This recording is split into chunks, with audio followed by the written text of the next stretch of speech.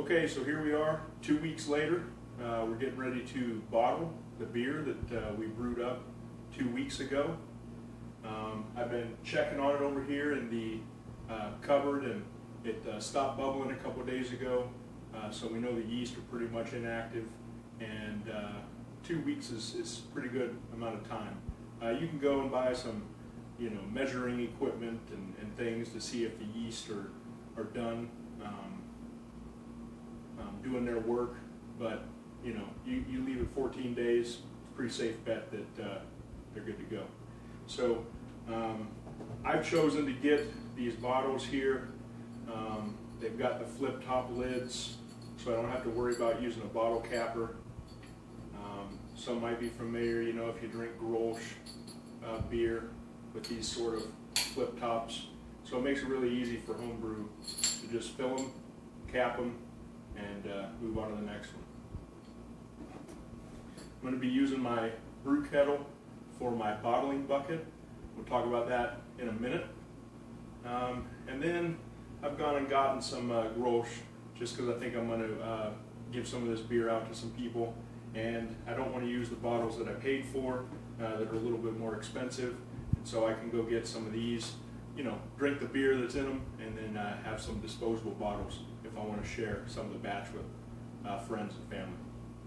So let's get started. The first step is to make sure that everything's clean and sanitized, just like when we brewed the beer. It's actually more important now just because we've got a finished product, and we don't want to screw it up now. So on the left here we've got OxiClean Free. I use this for general cleaning. It's actually really incredible stuff. It doesn't have any perfumes, dyes, anything in it, but it's an oxidizing cleaner, and it makes quick work of your fermenter after it's drained. You just fill up your fermenter with water, dump about a whole cup full of this stuff in there, and you let it sit for an hour, and it's pretty much like brand new once you dump the water out. I also use it for some old bottles, or some bottles that maybe didn't get rinsed out from the last batch and might have some residue in them. It does a great job on those too. So the second is the Star San here. We covered that in the last video, but that is our sanitizer that we're using. It's a no rinse sanitizer, so once you get it on things, you don't have to rinse them off. You can just go straight to the next step. Now the first bucket I've got full of OxiClean water, and the second bucket I've got with my Star San, just rinsing my siphon and my bottling wand in there. The little container is also full of Star San, and that's just for my bottling wand tip and some other stuff, so I don't have to go fishing around for it in the bucket. Okay, so before we siphon the beer out of the fermenter, we've got to make a sugar water mixture to dump into the bottling bucket before we do that. And what that's going to do is give the yeast a little bit more sugar, and so while they're in the bottles, they're going to be in there consuming that sugar, jacking up some more alcohol, and they're also going to be making carbon dioxide. The addition of this sugar into the bottling process before the bottles are sealed is what gives the beer the carbonation. And so I'm going to put the link to the website I use, the calculator that I use, in the video description here. But basically, it's important to understand, based on the type of beer that you have brewed, there's a recommended level of carbonation, or I guess what the public would expect to feel as far as carbonation goes, based on the type of beer it is. And so stouts have a little bit less carbonation, and some of those other types out there have a little bit more carbonation.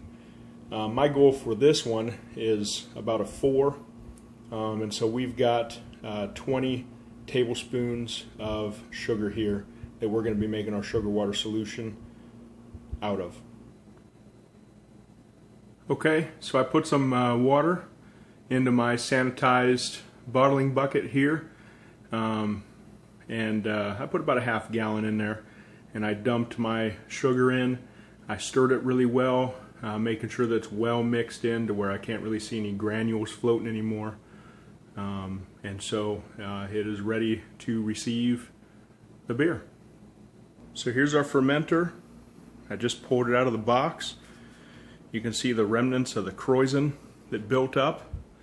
Looks like it almost got to the top. It's pretty good, healthy krausen there. And then as you come down, you can see what they call the trube. It's just all there's some yeast in there, there's some hops if they made it in, and just general sediment from the brewing process. So what we're going to do is we're going to put our siphon in there, just like we did when we siphoned it from the brew kettle into the fermenter, and we're going to siphon it out into our bottling bucket. So we've got our siphon going. We're slowly draining the fermenter, and we've got the beer going into the bottling bucket, so it's just kind of going in and swirling. That does two things. It ensures that we've got a really good mixture with the sugar, and you don't want it to be violently going in there or dropping in there, because you don't want to aerate it. You want to reduce aeration as much as possible. You just want to gently get it in to your bottling bucket. So we're going to go ahead and let that keep draining.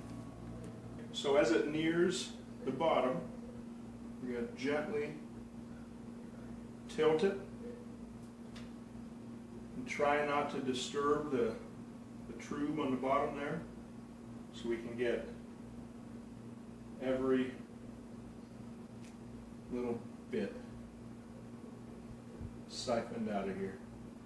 Now, one of the great things about using a bottling bucket is you're going to transfer some trube, and that's okay.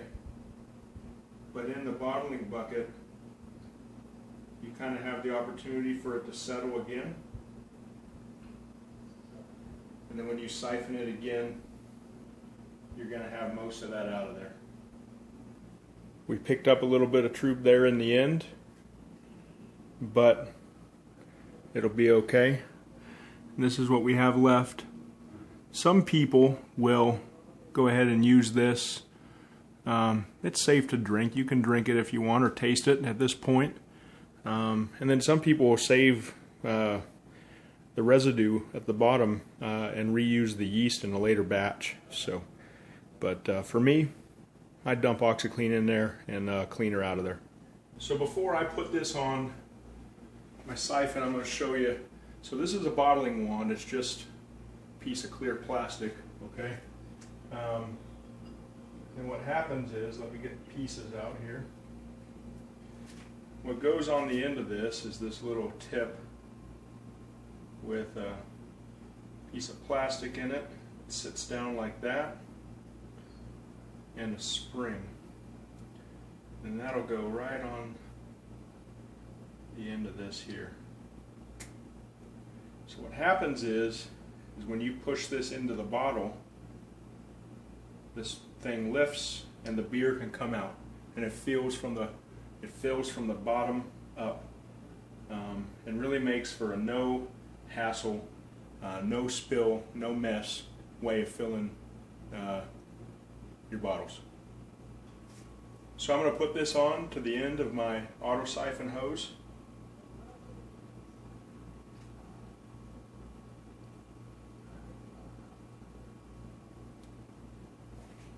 And then what I'll do is I will start my siphon and hold my finger down.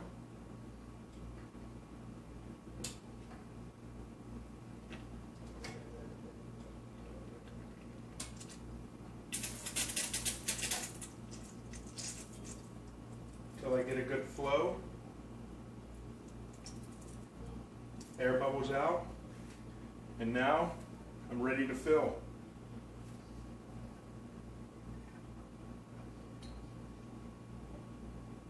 So you might be able to see from that angle that I've got some bubbles in here from my Star San. Again, this is a no rinse sanitizer, so I don't have to be concerned about that. And what I'm going to do is I'm going to fill these till they're about an inch from the top, just where the lip is.